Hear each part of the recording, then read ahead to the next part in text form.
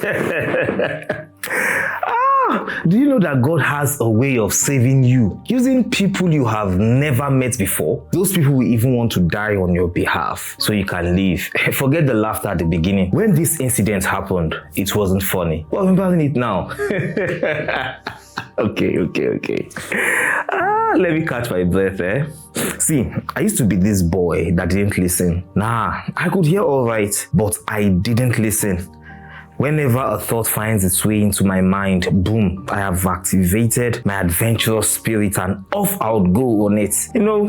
Growing up, I read lots of books, and adventure stories made the core of them. Aside the stories of Gulliver traveling to the land of the Lilliputians, they were those of Nigerian authors, some of blessed memories.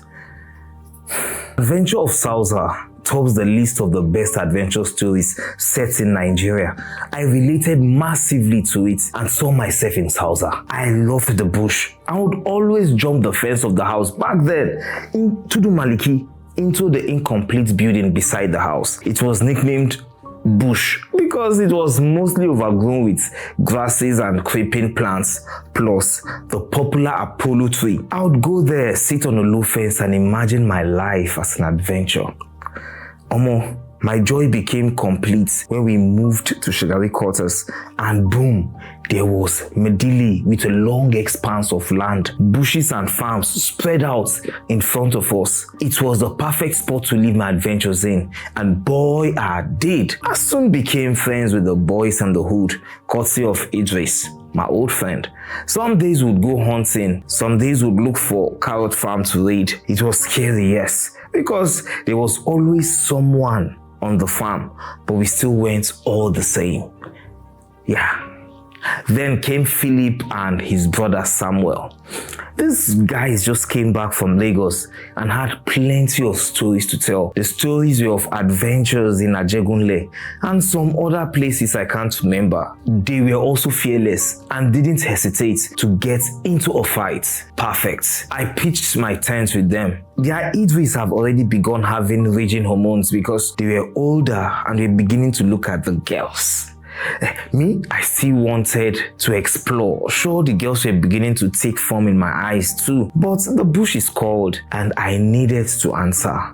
On this fateful day, after all the warnings and sometimes caning received from my father, I went on this adventure. My sister had told my father that I wasn't always at home. My father too had caught me a number of times. I'll leave the house by 9 a.m. and come back by 4 p.m. or so to look for lunch. Then off I would go again. Popsy caned me, Momsy too, but the adventures were irresistible. I didn't want to miss the chance of having plenty kuka. You know what kuka is? It's a whitish plant that is found inside. Inside the whitish plant is this hard seed and it grows on baobab trees. I don't know if you know that. So I didn't want to miss a chance of getting kuka for myself. So that morning we set off.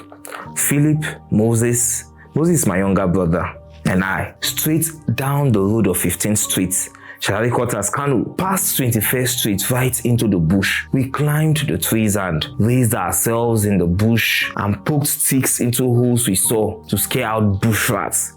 We weren't lucky, we were inexperienced and without any gadget or trap for the rats. We were only armed with the adventures that made our hearts beat. As afternoon came, hunger set in. We looked for one of the mango trees around, climbed it and fed on the unripe mangoes. We were learning to survive in the wild, or so we thought. But there was one man dressed in a white kaftan with a skull cap that had seen better days. He seemed to be watching us from a distance and was in every spot we went for fun and adventures. He looked like one of the many farmers that had come to check their farms. It wasn't raining season yet, but people still walked around with hose. I noticed him, but didn't really pay much attention. He could be anything for all I cared.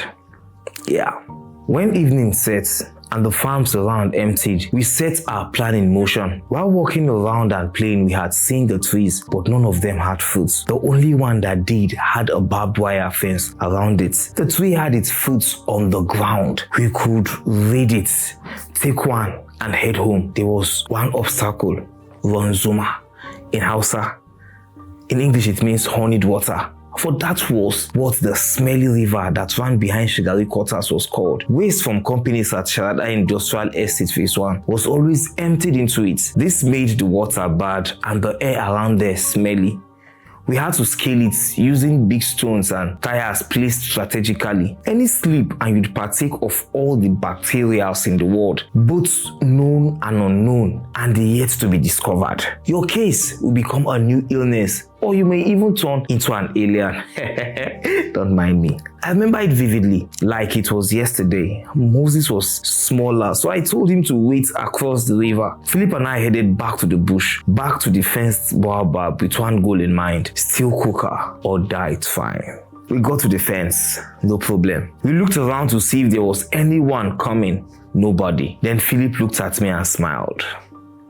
Atai, anything where I carry after I suffer jump this fence, na my own. I swear, wallahi tallahi, I no go share am with anybody.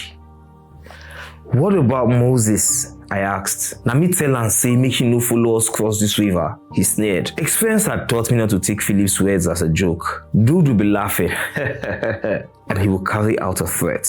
He was that cold-blooded. I knew I would have to jump the fence too. That was how I followed Philip to jump the fence too. I grabbed the two biggest paws I saw and made to jump out with Philip when I heard the dreaded cry every petty thief hates.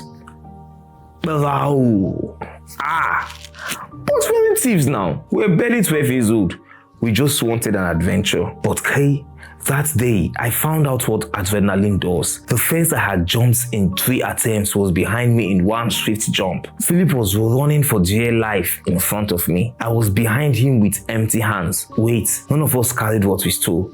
We just wanted to survive. The voices that chased us was owned by 2 older boys. We ran fast, but they ran faster. The river of stones and tires didn't stop me either. I literally flew over it. But before I did, I had screamed for my brother to run. He did. I jumped the river and faced the hill. I climbed it on all fours and made a run for it on plain ground. Philip was in front of me. The boys were behind me. Then I felt the hand grab my collar. Wayo! I screamed.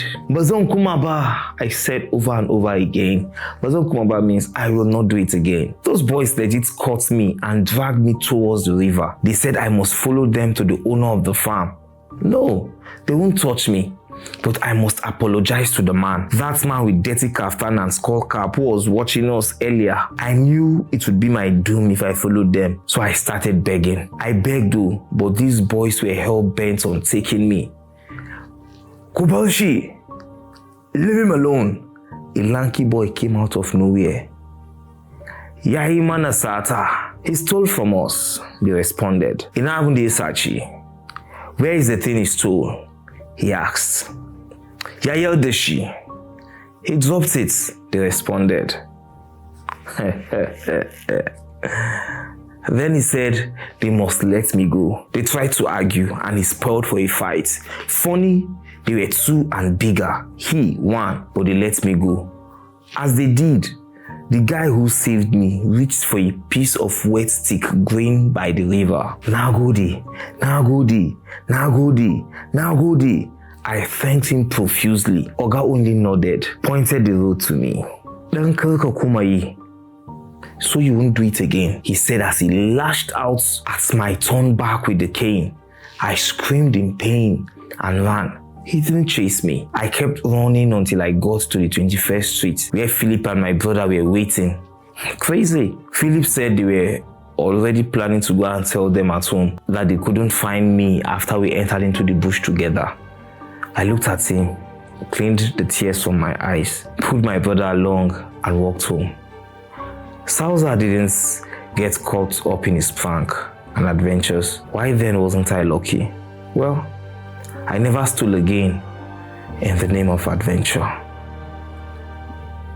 The end. I stop. Yo, what's up? If you enjoyed this story, then click the subscribe button. Chee! Yo, subscribe. Chee! And that's the end of my story, man. Catch ya very soon.